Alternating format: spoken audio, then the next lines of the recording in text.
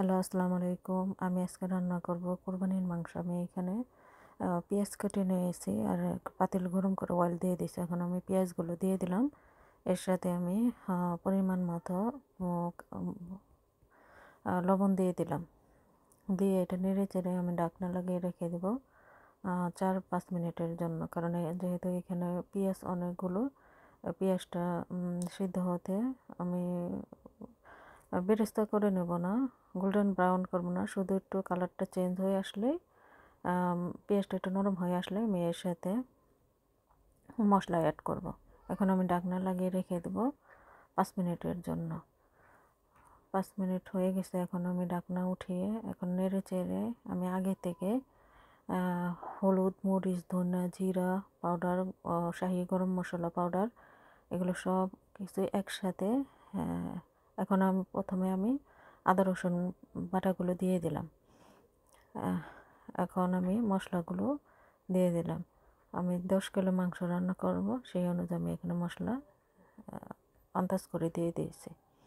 দিয়ে এখন নেড়ে চেড়ে এর সাথে আমি 3 কাপ পরিমাণ পানিও অ্যাড করব, কারণ মশলাটা আমার ভালো করে কষানোর জন্য পানি লাগবে। পানি না দিলে মশলাটা নিচে লেগে যাবে।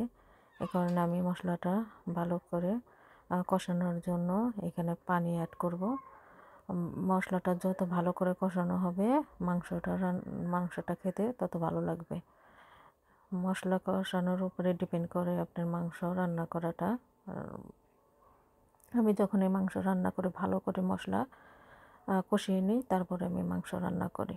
অনেকে হাতে মেখে গরুর মাংস রান্না করে, আমার কাছে হাতে মেখে গরুর মাংসটা অতটা ভালো লাগে না, কাঁচা একটা পেঁয়াজের ফ্লেভার আসে।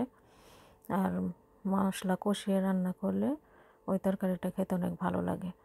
আমার এখানে আমি মাংসটা কষানো হয়ে গেছে, আমি এখানে মাংস দিয়ে দিছি। এটার ভিডিও ক্লিপটা আমার কেটে গেছে।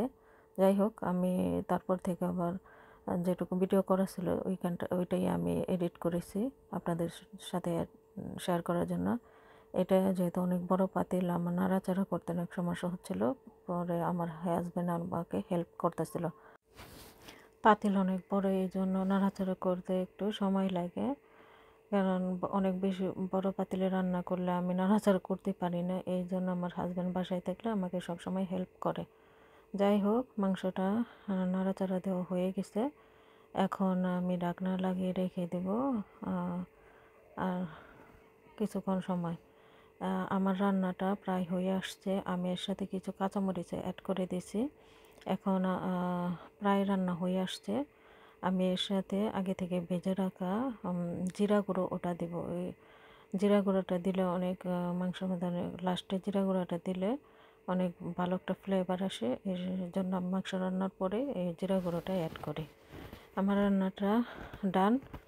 আপনাদের সাথে আমি রান্নাটা শেয়ার করলাম। ভালো লাগলে আমার চ্যানেলটিকে সাবস্ক্রাইব করবেন, লাইক শেয়ার অবশ্যই করবেন।